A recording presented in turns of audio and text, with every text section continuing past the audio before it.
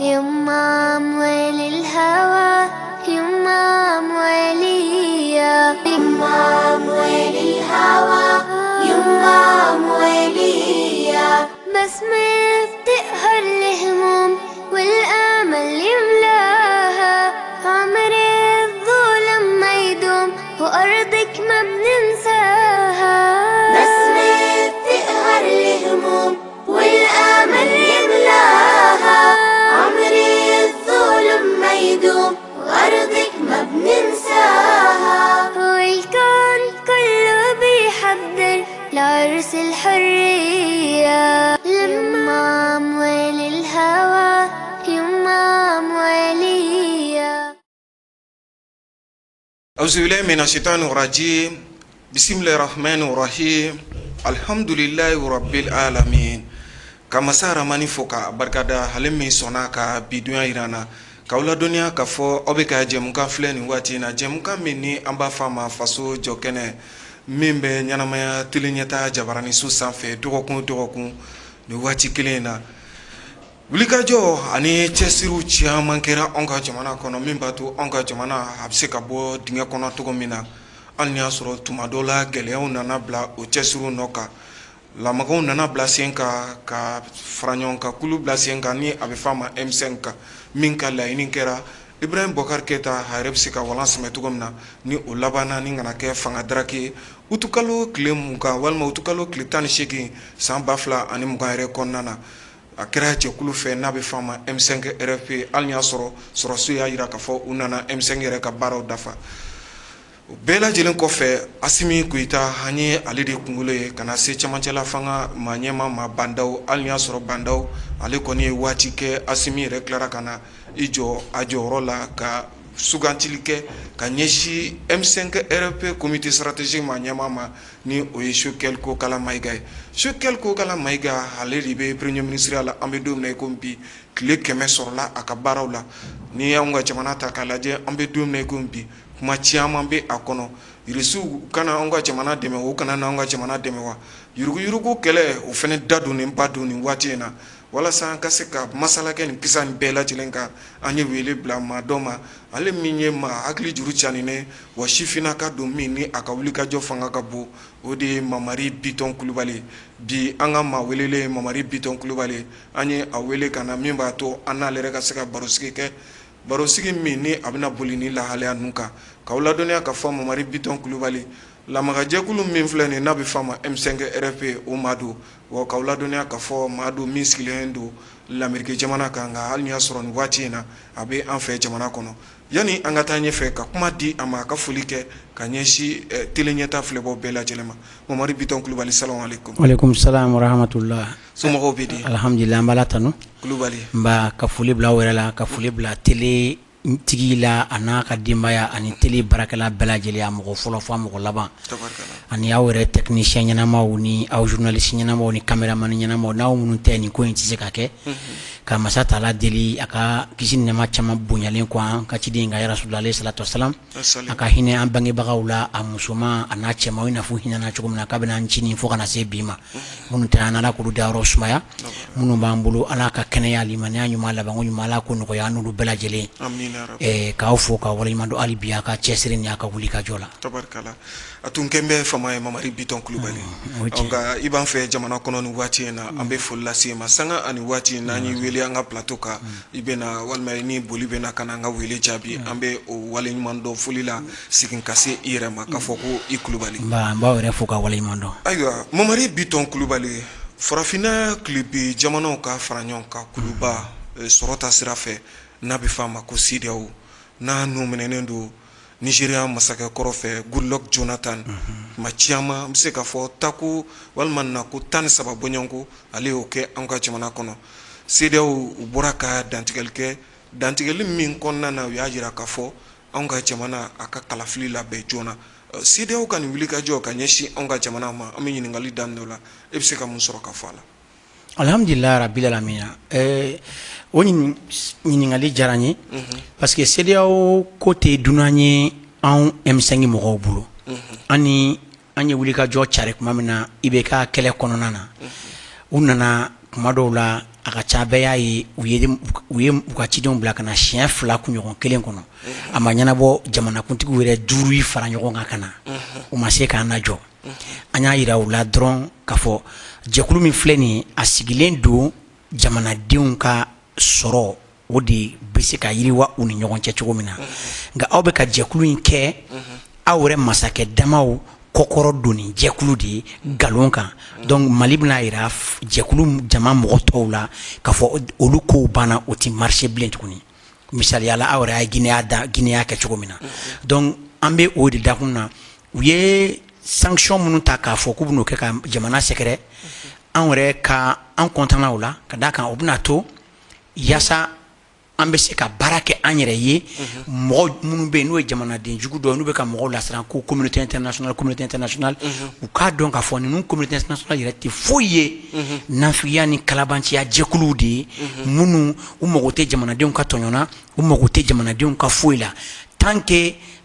olu jamana ɲɛmɔgɔ damaw bɛ ka jamana suɲɛ ka jamanadenw tromper ka an ka gafeba minnu bɛ n'u b'a fɔ o ma ko constitution k'olu bayɛlɛma ka taga n'a ye cogo min y'u diya u tɛ foyi fɔ nin si la sinon an ka jamana filɛ kɛlɛ kɔnɔ bi kabiri 2011 an bɛ kɔlɔlɔ la fɔ bi nanfigi jamana bɛ n'o ye Faransi a nana k'a nana an dɛmɛ an sera fɔ Kidali Dawolo a ko k'an ka sɔrɔdasiw tɛ don yen jɔn CEDEAO mankan mɛn k'a fɔ ayi Mali ye jamana ye min ka yɛrɛma hɔrɔnya b'a bolo i man kan tɛ ka nin kɛ Faransi. Nka Mamari Biton Kulubali an bɛ se k'a fɔ Mali ye dalakan ta CEDEAO de ye k'a fɔ cɛmancɛla fanga a kuntagala tɛ tɛmɛ kalo 18 kan bɛn kɛr'o ma sɔn kɛr'o ma nka ka na a ye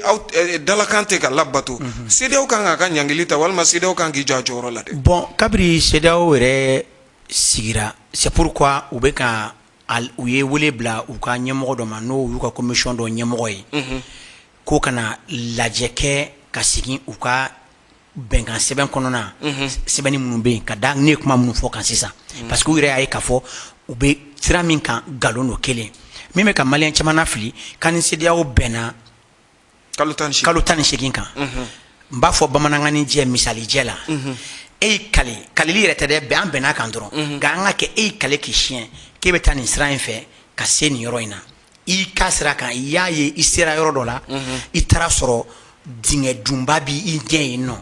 taga yɔrɔ wɛrɛ tɛ yen f'i ka taa sira wɛrɛ fɛ parce que ne ye dalakan de ma n bɛ taa dingɛ in kɔnɔ ka sa wa walima n bɛ cogoya wɛrɛ ɲini ka taa dingɛ in kɔfɛ de hakilima bɛɛ b'o faamuya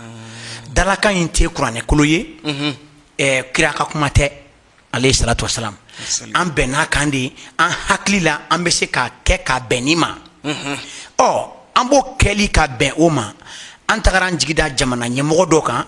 n'o ye bandaw ye premier ministre dɔ dira an ma n'o ye wani ye olu yɛrɛ minnu ni an masaw ye olu ye ko yaasa olu bɛna an dɛmɛ ni olu yɛrɛ tilala ka fara juguw kan kɛnɛma juguw kan ka coup d'état wɛrɛ labɛn anw kama fɔ an kun ni bɔli bɛna bɔ min na donc o kɔrɔ ye mun ye an ye kalo 10 kɛ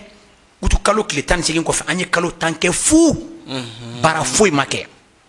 aw yɛrɛ y'a ye kalo 10 u ma se ka min kɛ Choguel Kokala nalen n'o y'anw M5 ka ciden kalo 2 o y'o kɛ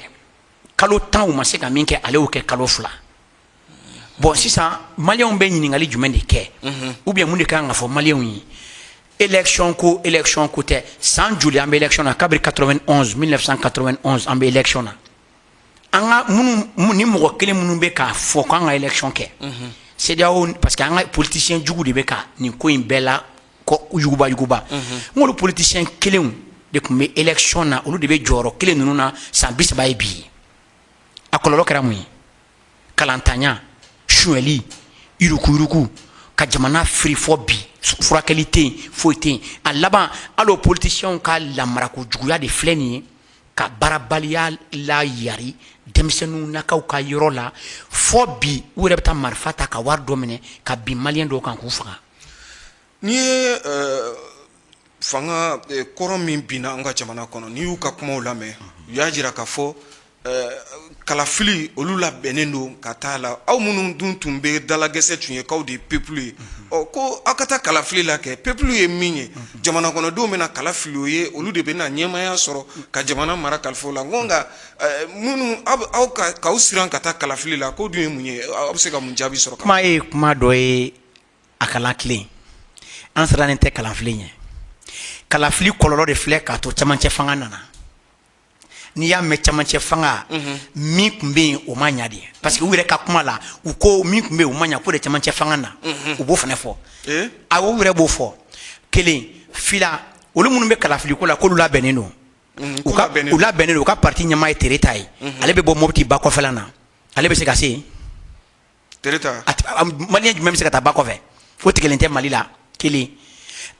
amion gindo minnu fana b'a kuma la o tɛ ka se a faso la bi o man ca san 3 ye fila maître Tapo u lajɛ u ta kelen kelen ka na a jɔn bɛ min bɛ se ka taa faso la a tɛ yen kalafili kun tɛ dɔwɛrɛ ye an tɛ siran kalafili ɲɛ o ye kelen filanan ye mun ye ni jamana kɔnɔdenw n'an ko hali kalafili yɛrɛ an t'a la bilen an ta y'an ka jamana ye o an jagoyalen tɛ ko Faransi bɛ ka nin kɛ k'an k'o kɛ o diɲɛ jamanabaw bɛ minnu bɛ Mali dɛmɛ n'a nafolo ko ni fan ko sugu bɛɛ la kalafili tɛ k'olu bara o tuma ni kalafili tɛ i ka jamana tɛ taa ɲɛ yan fila sabanan ye mun ye olu mɔgɔ kelen minnu bɛ k'a fɔ ko ka kalafili kɛ kalafili lajanɲɛ tɛ parce que n y'a fɔ sisan o si tɛ se ka t'u ka dugu la o tɛ problème ye siranɲɛ de don u ye jamana in nafolo minnu soɲɛ u kana taa kaso la ni mɔgɔ kelenw de tun bɛ an ka kalafili kɛ yaasa Mali aw y'a mɛn procureur de la République da kɔnɔ a ko olu tun bɛna ale ninnu minɛ ci bɔra sanfɛ Ibrahim Boubacar Keïta ni Boubou ko dossier min b'i bolo nin ye a y'a bila bon justice Mali armée politique mɔgɔ de b'u commandé bon an bɛna ale o de bɛɛ yɛlɛma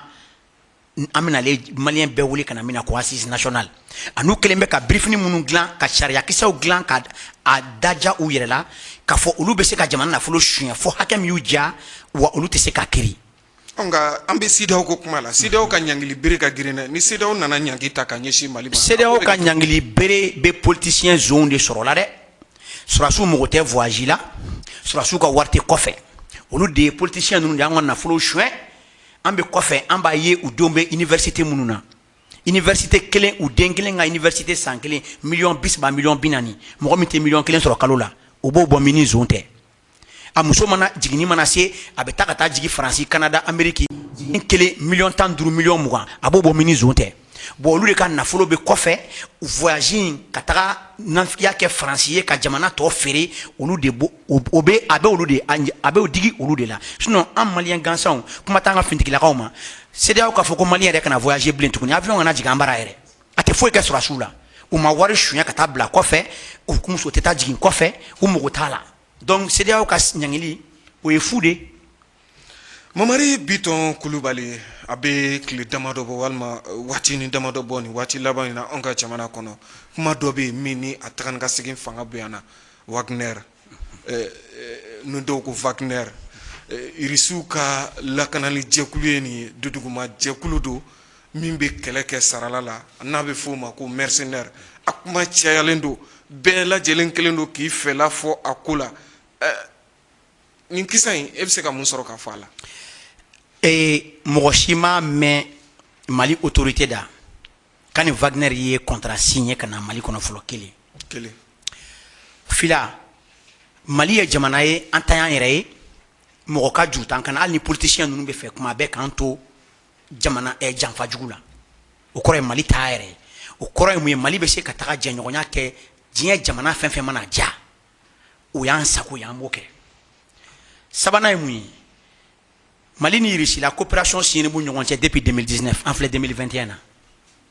Russie b'an bara yan nɔ n'i y'a ye Mali kanw an ka surasiw ka kan tɛ ka attaquer a bɛ kalo damadɔ bɔ aw ye kunnafoni dila a b'a kalama a tɛ k'aw yɛrɛ ɲininka o la Russie bɛ Mali kɔnɔ Mali ni Russie ye accord signé depuis 2019 o san fila de filɛ ni kɔlɔlɔ in yera mun na u ye an ka ministre de la défense de ye voyage la Russie la a kungo capitale Turquie mais u y'a taara IRSS parce que u bɛ k'an suit u b'an ka finitigilakaw kɔ n'u y'u kelen kelen fɛn fɛn sɔrɔ u b'u faga parce que u b'a dɔn ninnu bɛ fɛ ka jamana in bɔ cogo min an bɛ taalen ni jamana in ye sira min kan u b'a dɔn donc u y'o ye min kɛ u nana ni nin de ye a ye kunnafonidila ye aw bɛ technique dɔn ni journal bɛ di u b'a fɔ ko paramilitaire titre la mais journal kɔnɔna na u b'a fɔ ko mercenaire o kɔrɔ ye mun ye ka malidenw ja wuli an k'u kɛ mercenaire ye Wagner dilanna a tɛ san 30 bɔ o yɛrɛ ka ca a tɛ san 20 bɔ Wagner ɲɔgɔnna bɛ faransi bolo o de tun b'an ka président faga la kabiri an ka indépendance kuma faransi ye président joli faga ma ca président 30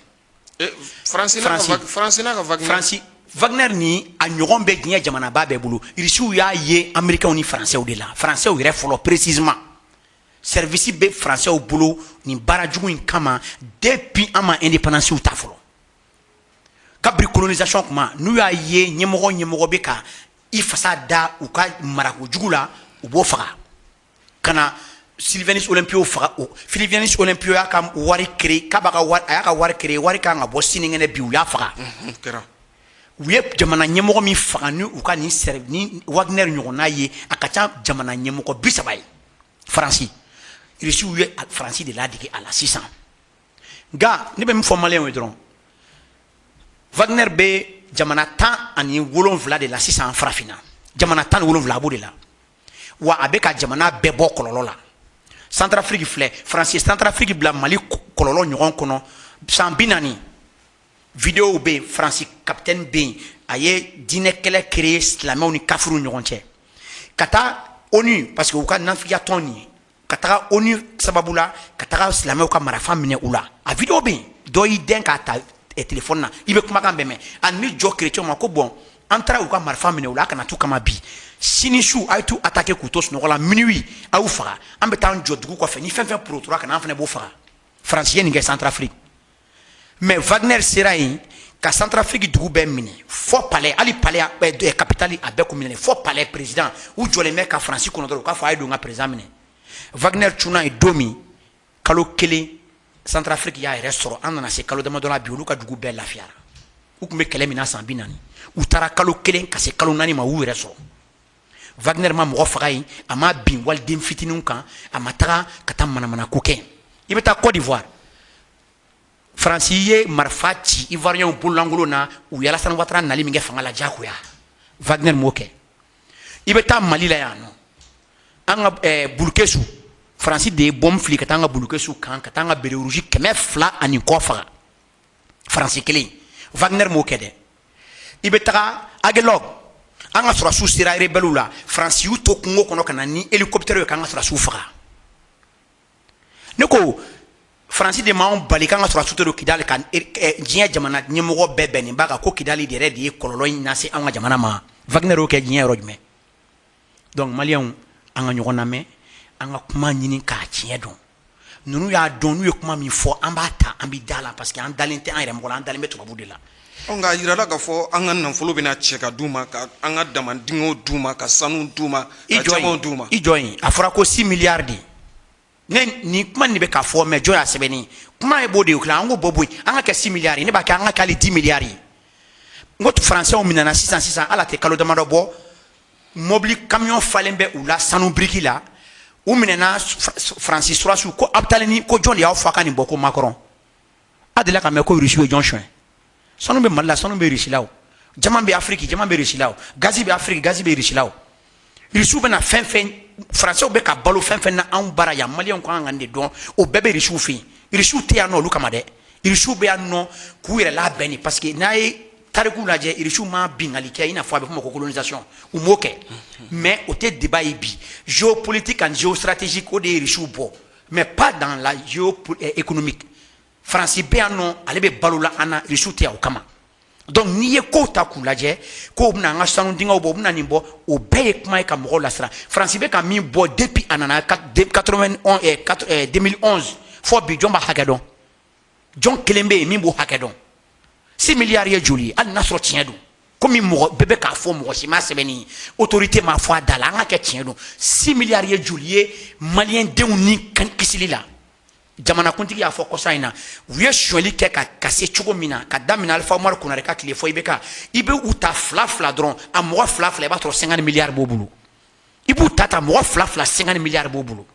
u yɛrɛ ka jalabatigi Mali jalabatigi dɔw fana b'o la 6 milliards ye joli ye wa kabiri a fɔra ko 6 milliards minnu fɔ e ka yɔrɔ la yan bi a fɔlen don maliyɛn dɔ bɛ yen o tɛ Mali yɛrɛ kɔnɔ ale ko k'ale yɛrɛ ye 12 milliards di fɔlɔ maliyɛn dɔ k'ale ye 12 milliards yɛrɛ di ni tiɲɛ don o to bannen yan bon donc 6 milliards ye joli ye dugu kuturu min cilen don a ka ca dugu kuturu 480 kɔ ye Malion be ure ka jamana kono nyamana ya no faraje Malion dalen filɛ nin ye u be si la mana de kɔrɔ u ka dugu kuturu be u tɛ ka se ka taa sɛnɛ kɛ bi bɛɛ tɛ kulu la ko feerefɛnw da ka gɛlɛn u ye Malion bali sɛnɛ la Wagner de bɛn'o kɛ ya ko Faransi de kelen bɛ ka nin kelen kɛ Américains yɛrɛ m'a fɔ ko u bɛ ka jihadistes kɛlɛ ko mais ko Faransi bɛ ka u sara ka tila ka maramafɛn d'u ma u ka continuer kɛlɛ fɛ on ka Faransi y'a yira k'a fɔ k'ale b'i kɔ don dɛ ni subhanallah kan'o kuma fɔ a tɛ se k'o kɛ a tɛ taa a y'a fɔ k'a b'a kɔ don mɔgɔ ma kuma a m'a fɔ sa k'ale t'a kɔ don ko mais k'ale b'i jɛngɛ dɔɔnin de ya a bɛ jɛngɛ de mais a balo de bɛ yen o nin kɛkun ye ka Maliens nasiran an ka jɛ nin bɛɛ kɔ ni mɔgɔ dɔ bɛna k'a bɛna an bɔ wa an bɛ kisi saya ma an Maliens ɲɔgɔn minnu bɛ gɛlɛya la Mali yɔrɔ wɛrɛw la f'an ka dɔn olu y'an dɔ de n'i ye politiciens ye ko élection olu mago tɛ Maliens na o olu ka jɔyɔrɔ in sɔrɔ k'u ka sonyali kɛ parce que a politiciens ta k'u lajɛ a si tɛ baara la u bɛ balola politique de la politique yɛrɛ dun tɛ baara ye. nka fɛn min ye ministre de la défense Sadio Kamara Assimi Goïta olu kɔni y'u makun u ma sɔn ka kuma an bɛ se ka fɔ olu ka makun o bɛ ko in tiɲɛtigiya dɛ. ayi o makun de b'a to yɛrɛ Maliens kan ka faamuyali kɛ kelen fila olu mago bɛ ka kuma o mago tɛ ka kuma o. ni ministre voyagera n'a nana kun kan ka kunnafoni di. ayi a ye kunnafoni di yɔrɔ min a kan ka kunnafoni min di a y'o di olu bɛ baara dɔrɔn de la o an ka fintigilakaw bɛ baara dɔrɔn de la o aw yɛrɛ ye Mali armée bɛɛ kɛra kelen ye cogo min na bi bɛɛ b'a dɔn Mali armée kun fara-faralen bɛ cogo min na politicien kelen ninnu fɛ yaasa ka coup d'état bali yaasa surasiw kana don da kelen fɛ ka bɔ da kelen fɛ an bɛna ale yɛlɛma min kɛ yan coup d'état an b'a k'a kɔnɔ laada yɛrɛ ye ni politique mɔgɔw ye jamanadenw janfa surasiw ka coup d'état k'u la n'u ye jamana kɔnɔdenw janfa kuma o kuma surasiw fana k'u janfa yaasa jamana fo an ka mɔgɔ ɲuman sɔrɔ don min u kɔrɔtɔlen bɛ élection an bɛna élection na o mais yan'an ka taa élection na f'an ka taa ni taabolo kura de a zone bɛɛ bɛ taa kaso la u b'an ka wari bɔ mɔgɔ min bɛ se min na o de bɛ bila o la jamana bɛ taa sira ɲuman kan. Mamari Biton Kulubali Kiri a bɛ ka ɲɛda kura da anw ka jamana kɔnɔ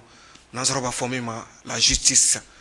ni ala sɔnna ma sɛgɛnlafiɲɛbɔw kɔfɛ sɔɔni dɔrɔn an bɛ segin ka na walima mankutu kɔfɛ an bɛ segin ka na baro tako filanan na ka na a daminɛ Kiri Bunaku la.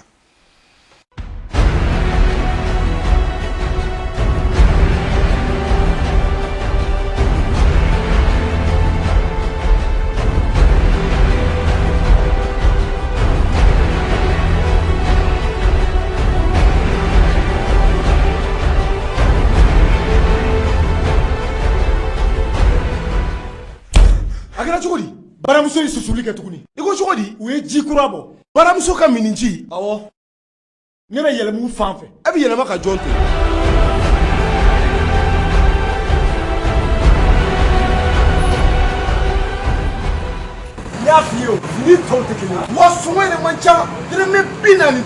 farikolo kɛnɛya n'a la ɲɛnamayali tɛ taa min kɔ fiyewu o ye ji de ye nka ji ɲuman de ko don dɛ baramuso ye o mineral bɔ o mineraluw bɛɛ la ɲuman ka tila k'o d'aw ma sɔngɔw bɛɛ la nɔgɔman na 40 bidɔn o ni 25 ta ala ni baramuso sababu o mineral kɛra an bɛɛ ka minfɛn ye baramuso i ta i ka ko foli ani tanni k'o lase aw kelenkelenna bɛɛ lajɛlen ma ni waati in na aw minnu bɛ ka teli ɲɛta filɛ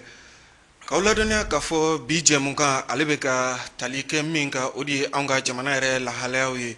wele bilalen don Mamari Biton Kulubali ma ale min ye M5 RP cɛden dɔ ye o cogo kelen na ɲininikɛla fɛnɛ don tunkaranke don min sigiyɔrɔ bɛnnen don lamɛrikɛn jamana ma an ye ale wele ka na bi min b'a to an ka se ka na walawalali kɛ jamana yɛrɛ lahalaya caman na masala tun nana da yɔrɔ min na o de ye jamana yɛrɛ kiriko ye ni nansaraw b'a fɔ a ma justice ni waati laban ninnu na an y'a ye k'a fɔ anw ka kiiritigɛlaw ka minisiri walima jamana jo sariya minisiri ni o ye Mamadu Kasuge ale kɔni ye kɛlɛda don ka ɲɛsin walima an bɛ se k'a fɔ ale ni jamana kiiritigɛlaw bɛɛ lajɛlen kelen don k'u bolo di ɲɔgɔn ma ka kɛlɛda don ka ɲɛsin nafolo dunkojuguya kɛlɛ ma anw ka jamana kɔnɔna na o cogo kelen na sɛgɛsɛgɛli kɛ soba min yɛrɛ bɛ an fɛ yan nɔ nafolo dunkojuguya kɛlɛli kama n'a bɛ fɔ ma bureau de vérificateur général ka taa se o tile ma ninnu bɛɛ lajɛlen kelen don k'u jɔ u sen kan bi min b'a to sonyaniba min bɛ kɛ anw ka jamana kɔnɔ a bɛ se ka bolo kan cogo min na Mamari Biton Kulubali ni wulikajɔ min filɛ kiiri tigilamɔgɔw fɛ e ka hakilinata ye mun ye a la. Bon alhamdulillah rabbil alamin hali ni y'a sɔrɔ dɔ y'a jira k'a fɔ a tɛ ka kɛ sariya kɔnɔna na bari Sumeli Bube Mayiga minɛni min kɛra a jirala k'a fɔ haute cour de la justice ma saisi a ko la o ni y'a ɲɔgɔnna wɛrɛw. Bon ne kɔnɔ n ko o kuma ni mɔgɔ minnu yɛrɛ ye sariya tigilamɔgɔ ye olu y'o kuma jaabi ka tɛmɛ ka tila ka jɛya bɛɛ n'o y'an ka procureur général de la cour suprême ye a ko ka kɔni ɲɛ ni ko sugu jala tigɛra ka ban depuis 81 san 1981 a bɛ fɔ a ma ko jurisprudence o kɔrɔ ye ni ko dɔ nana na an ka tagabolo la komi an ka tagasira ma kuma o kan hakili ka kan k'o bila minɛn jumɛn kɔnɔ o de ye jurisprudence ye donc k'u y'o jala tigɛ ka fɔ ni nin sugu kɛra donc o kɔrɔ ye a mɔgɔ sugu bɛ se ka na lajigin ka na a kiri maliyɛn den tɔw bɛ kiri normal min na minnu bɛ ka fɔ k'a ma minɛ sariya kɔnɔ u yɛrɛ y'a ye tellement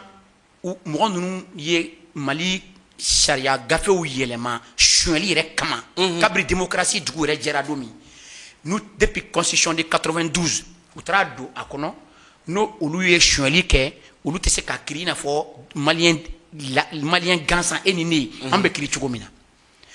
mais u n'u ka député ninnu c'est-à-dire maliyɛn quoi politique mɔgɔ ninnu y'an janfa ka se hakɛ min na hali n'an y'u bila tulu kalama na walahi a t'a mɔnɛ bɔ u ka député nanfigiw u taara ka constitution k'o yɛrɛ sɔsɔ o kɔnɔ parce que Mali constitution o ko maliyɛn bɛɛ ye kelen sariya ɲɛkɔrɔ bɛɛ b'o kalama u n'u ka mɔgɔw jɛra k'o bɔ yen ko non ɲɛmɔgɔ ninnu ne b'a f'u ma n ko tubabu finman n'o y'an ka politiciens ye an ka diinɛmɔgɔ dɔw minnu fana bɛ wari minɛ k'a tugu kɔ janfa kan an ka jalabatigi dɔw généraux minnu ye wariw suɲɛ ani an ka société civile dɔw fana minnu bɛ wari minɛ olu la ka tugu kɔ janfa kan ninnu bɛɛ ye jamana janfabagaw de bɛɛ ye ɲɛ tugunni kan u y'a kɛ sariya ye. donc a bɛ Mali sariya sun gɛlɛyaw feerekew de bɛ Mali sariya sunba kɔnɔna na. a dabɔlenba kama de ninnu de nana k'a fereke yaasa u ka se ka suɲɛli kɛ ko haute de la cour justice u y'o min sigi kalabanciya jɛkulu in ko de b'olu olu kiri yaasa olu ka se k'u kiri maliyɛnw a ye nin lamɛn fɔ assemblée de ko olu wele ka taa ka yamaruya di assemblée kɔnɔna na o ɲɛmɔgɔ o ye président ka premier ministre ye o député minnu bɛ yen i tɛ kɛ président de l'assemblée yɛrɛ ye ni jama fanba tɛ e bolo donc o kɔrɔ ye député fanba bɛ président bolo u bɛ tila ka kɛ assemblée ɲɛmɔgɔ ye olu bɛ se cogo di parti min dun nana fanga la aw yɛrɛ y'a mɛn a politique mɔgɔ caman da ko i bɛ nommé k'i kɛ ministre ye nin bɛɛ tun ye ninnu ka taawali an b'i nommé ka place d'i ma i ka jamana ka nafolo suɲɛ yaasa élection nata an ka se ka mɔgɔw san tuguni u yɛrɛ b'a dɔn u kɛlɛ kun bɛɛ kɛlɛ fɛn bɛɛ bɛ place kow nɔfɛ hali n'u tɛ ka se ka baara kɛ f'u bɛ ka jamana firi nin yɔrɔ dɔrɔn de don yaasa u ka se ka suɲɛli kɛ i bɛ dɔ di parti la i b'a tɔ ta san 10 mana tɛmɛ u y'o don an ka gafe kɔnɔ san 10 mana tɛmɛ ka sɔrɔ i ma wele e tɛ kiri tuguni. ni san 10 tɛmɛna i ye suɲɛniba min kɛ foyi tɛ bɔ a la bilen Bubayi tun bɛ ko de la teliya a y'a ye a bɛ ka taga yɔrɔ bɛɛ ko élection parce que ale kun to ale ni bubu ninnu tɔ tora san 3 dɔrɔn de o san 3 bɛ tɛmɛ dɔrɔn u y'an ka nafoloba min suɲɛ baara banna o tɛ se ka kiri bilen nin bɛ kabiri Alifa Umaru tile wagati c'est pourquoi Alifa Umaru Konate ka se ka kuma parce que a maloyalen don u b'a dɔn u ye jamana janfa ka jamana firi ka se degré min na ka tila ka sariya kisɛw yɛlɛma min b'a to u nɔ tɛ se ka minɛ mais u ɲinɛna min ko hali n'u sara an b'u juger ka taa jɔlɔkɔ don u kaburu la ni ala cɛ jamana wari maa y'a dun an bɛ nin bɛɛ juger hali minnu sara dɛ an bɛ tila k'u juger u su ka taa jɔlɔkɔ don kaburu la. kiiritigɛlaw ka wuli ka jɔ sisan e b'a kiiritigɛlaw ka wuli ka jɔ maliyɛn den bɛɛ content bɛ a la ka tila tuguni maliyɛn den bɛɛ b'u kɔ hali président kuturu ma taa f'u ye k'u ka baara kɛ ko hali sɛ tɛ wuli ka bɔ a fanga an ye kɛlɛ daminɛ de kama o ninnu mɔgɔ kelen ninnu ministre de la justice a y'a kuma fɔ a ko ninnu tɛ zon gansanw ye ko ninnu ye mɔgɔfagalaw de a y'a fɔ criminel ko criminel ko parce que mɔgɔ min bɛ nafolo hakɛ dun ka dɔw bali an lajɛ u y'an ka jamana sɔrɔsi finitigilakaw janfa cogo min na an ka funakɛni joli sara janfa kɔnɔ o wari tun bɛ se ka nafolo di o nafolo tun bɛ se ka kɛrɛkɛfɛn ɲɛnama ɲini ka d'u ma u ka se k'u lakana k'u ka nafolo dun ka tila k'u bila ka taa kɛlɛ la u bololankolon janfa la nin politicien ninnu ka baara de maliyɛnw n'an ma bɔ nin politicien ninnu kɔ an ka jamana t'an bolo fɔlɔ yɛrɛ tuguni an ka finitigilakaw bɛna an ka jamana segin a ma dɔɔni dɔɔni u bɛ fɛ o de tagabolo in k'a jɔ yaasa olu ka segin ka ni tagabolo kɔrɔ in. nka dɔw b'o jalaki k'a fɔ n'i ye kiiri ta k'a lajɛ bi e ko a kɛn tɛ kiiri fankelenma ye wa maa minnu ni Ibrahim Boubacar Keita ye baara kɛ ɲɔgɔn fɛ fan dɔ in maaw ni o ye maaw ye minnu bɛ fanga la bi hali bolokɔni yɛrɛ bɛ sin Sokɛli Kokala Mayiga ma bari k'a ye minisiriya yɛrɛ jɔyɔrɔ ngolo fa an ka jamana kɔnɔ ka kɛ cakɛ bondaso dɔ ɲɛmaa ye nka ko justice fankelenma tɛ wa. a daminɛna sɛgɛsɛgɛli daminɛna Sokɛli Kokala Mayiga la kelen kabiri Sokɛli Kokala Mayiga ma kɛ premier ministre ye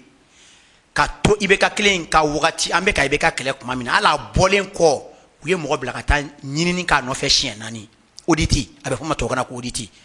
min juguyara n'a bɛɛ ye a dɔnnen ko anw ni finitigilakaw bɛnna ko an ka mɔgɔ di k'o kɛ ɲɛmɔgɔ ye faransi kelen ni politicien kelen ko bɛɛ ko fɔ Choguel Kokala Mayiga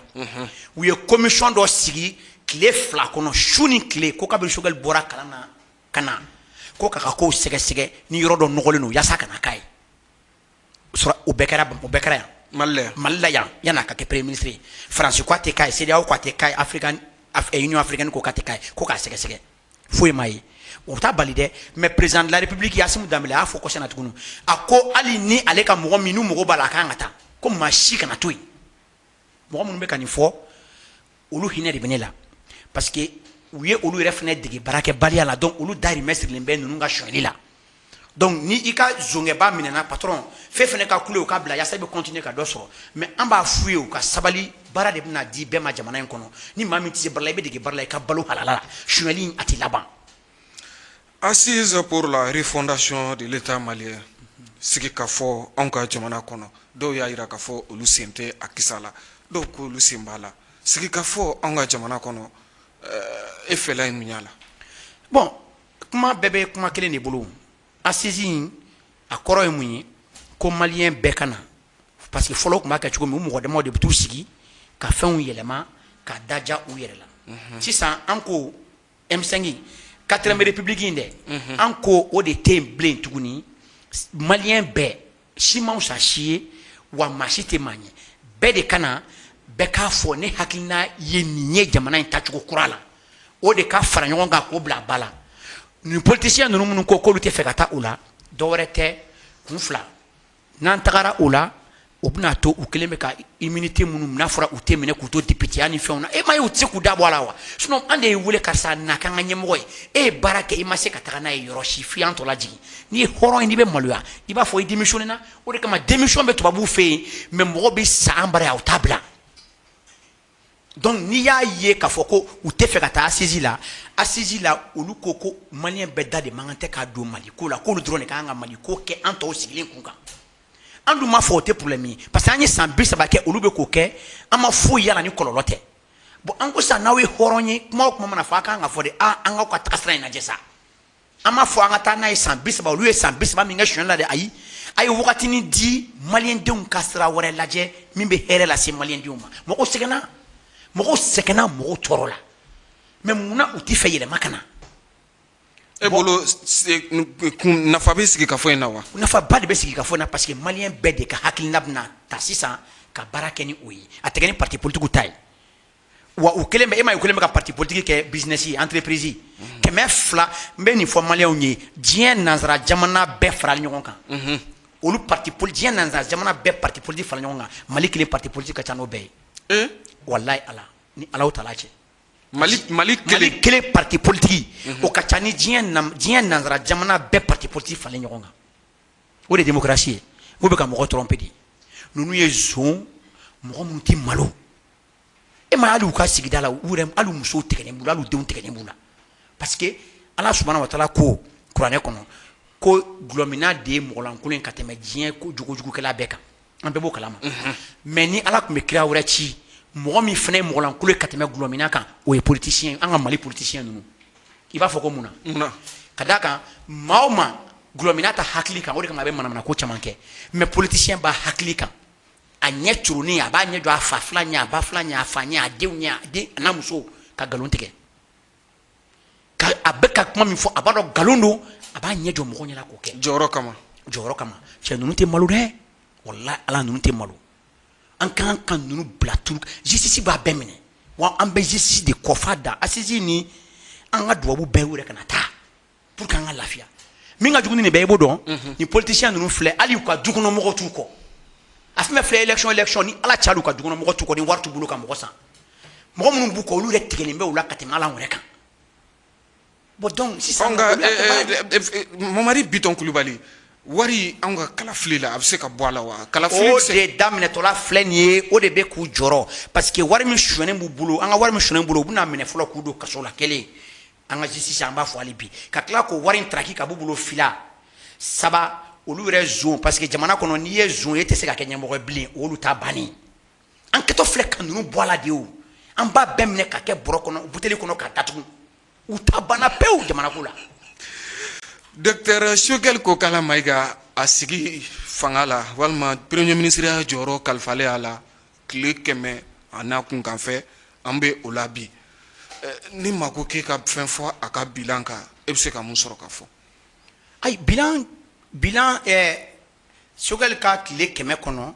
tile 100 ka dɔgɔ mɔgɔ kirili la mais tile 100 kɔnɔ mun n'a bɛ fɔ ko tile 100 o b'a ye n'a sɔrɔ i bɛ sira de kan i ye sira ta. Bon bɛɛ dun ɲɛ b'a la sira tara o kelen chemin de fer mɔgɔw bɛ grève la kabiri san 20 ni joli fo mɔgɔ caman sara i dali araye kɔnɔ u ka wari dɔ dir'u ma u seginna u ka taa so baara bɛ ka kɛ u ka terrain kan k'u ka baara daminɛ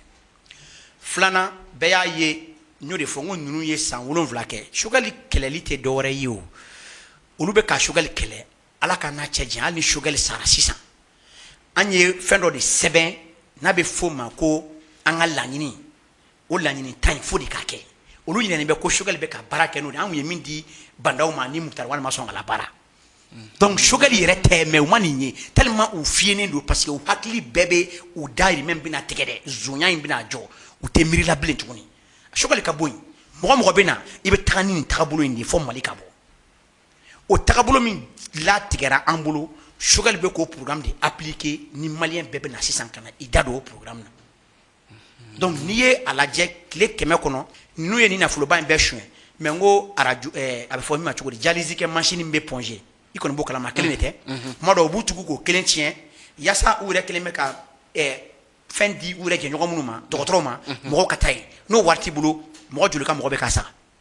an filɛ yɔrɔ min na bi juma tɛmɛnen o kɛra 10 ye dialyse kɛ mansin 10 an bɛ yɔrɔ min na bi kalo 2 kɔnɔ a t'o dafalen bɔ forage joli senna Asimu yɛrɛ kelen ka yɔrɔ la dɔrɔn 18 a tɔ bɛ senna an filɛ yɔrɔ min na bi taga kɛra tulu dilanyɔrɔ min bɛ Kulukoro ani tulu dilanyɔrɔ min bɛ Kita olu bɛnalen baara bɛna lakuraya 1,100 millions gouvernement u ka wari tigɛ ka bɔ gouvernement ka musakaw la kalo 2 kɔnɔ 1,100 o wari tatɔla do kɛ ka dɔgɔtɔrɔso misɛnnin minnu bɛ burusi kɔnɔna na ka dɛmɛ don olu ma kalo damadɔ ninnu b'an kunna politiki ni suɲɛli la san 30 a bɛɛ y'u dɔrɔn wagati ma se an ka ninnu minɛ k'u bila tulu kalama na parce que non kafiriw de don u tɛ hinɛ u tɛ malo élection Mali dugu t'an bolo mɔgɔw bɛ ka faga don o don mɔgɔw gɛnnen bɛ ka b'u sigida la e mɔgɔ t'olu la an ka élection dɔrɔn kɛ an y'a kɛ 2013 bɛɛ y'a ye an tɛ kɔlɔlɔ de kɔnɔ nin yan. nka yirala k'a fɔ diɲɛma ka danaya tɛ dan kan an tɛ se ka nafolo bɛ nafolo la an tɛ se k'olu sɔrɔ tant que n'an ma élection kɛ élection dun bɛ ka a fɔ cogo min na nin a kisa bɛ gɛlɛya ni diɲɛ ka dɛmɛ mana ka na di Mali ma. ayi olu bɛɛ ye Mali ye fantan jamana ye. awɔ ayi Mali tɛ fantan jamana ye ayi u bɛɛ talen bɛ k'o don an kunna an ka daw la Sikaso Segu 2 faralen ɲɔgɔn kan o dugukolo nafa min b'o la a tɛ tubabula jamana Europe jamana si faralen ɲɔgɔn kan a t'o la jamana 30 ni kɔ a t'a la a kana fɔ ko Mali fantan jamana o bɛ ka don an kunna de zonw de bɛ k'an ka nafolo suɲɛ ka kuma ni an ma an tɛ fantan ye dɛ u bɛ ka don an kunna de ni suɲɛli banna sisan Mali b'a yɛrɛ sɔrɔ sisan donc o hukumu kɔnɔna na i b'a ye k'a fɔ maliyɛnw de sɔnna sisan ko an ka suɲɛli jɔ an ka baara yɛrɛ kɛ bɛɛ ka balo ye wɔsi la bon o tɛ bɛnna dɔw de ma olu dun mɔgɔ t'u kɔ u man ca u fara ɲɔgɔn kan a tɛ hali mɔgɔ 120 bɔ nka u y'a don constitution kɔnɔ ko aw kelen kelen ka l'impôt wari ko ka miliyari 1 kun don u y'o kɛ miliyari 3 ye ko k'o ta k'o tila olu ɲɔgɔn cɛ ko yaasa olu bɛ taa kuma maliyɛnw fɛ ka maliyɛnw lafaamuya politique la bɛɛ t'o résultat dɔn nin bɛɛ de bɛna ban nin bɛɛ de digilen b'u la sisan i bɛ baara kɛ i bɛ wari sɔrɔ i tɛ baara kɛ e ta t'a la n'i ye suɲɛli kɛ i bɛ taa kaso la a banna. Mamari Biton Kulubali waati sera baro kuncɛyɔrɔ an bɛ se k'a fɔ an bɛ o kɛnɛ kan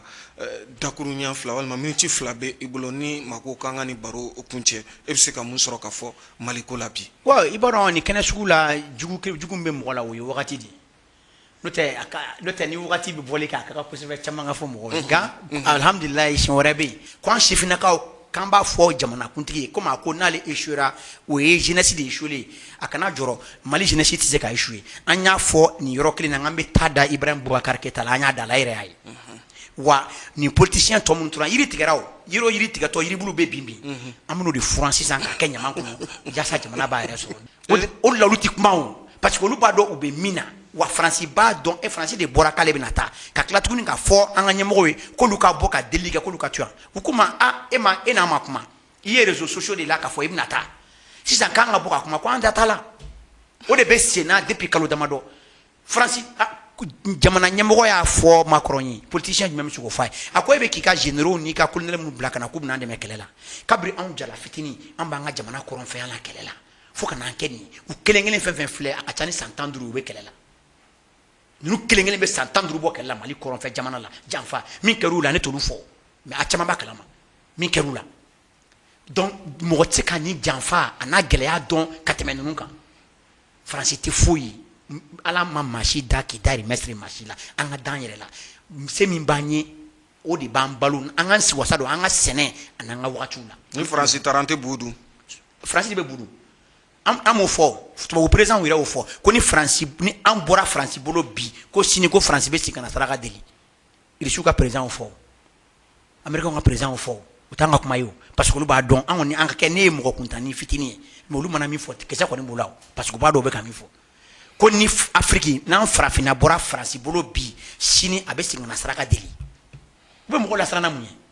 an ka da an ka autorités la Mali justice fila mɔgɔ boyi tɛ se ka minɛ yan an ka procureur général de la cour constitutionnelle la ala ka barika don ni ala ka ɲɔgɔn cɛ jamana in kɔnɔ Bube yɛrɛ ko wulu tɛ se ka jugu ni minɛ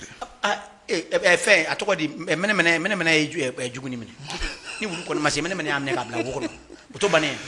nin bɛ dansigi kɛ aw ka bi jɛmukan na ni o ye faso jɔ kɛnɛ maa welelen Mamari Bitɔn Kulubali lamaga jɛkulu min bilara sen kan san 2020 kɔnɔna na n'a bɛ fɔ o ma mouvement de rassemblement des forces patriotiques M5 RFP o maa dɔ don tunkaranke fɛnɛ don min sigiyɔrɔ bɛnnen don lamɛrikɛn jamana ma an tun ye a wele ka na bi min b'a to an ni a ka se ka na baro kɛ an ka jamana yɛrɛ lahalayaw kan an b'a jigiya ka fɔ faamuyali caman sɔrɔla barosigi in kɔnɔna na k'a ɲini masa Rahamani fɛ basigi ani kolosuma ala ko sabati an ka jamana kɔnɔ Mamari Bitɔn Kulubali nin tɛna kɛ an ka baro laban ye ka to k'i wele tuma ni tuma an ka se k'an da don jamana yɛrɛ lahalaya la wa maa caman yɛrɛ fɛnɛ y'an ɲini an fɛ an n'i ka se ka baro kɛ fɛn min ye CFA ko ye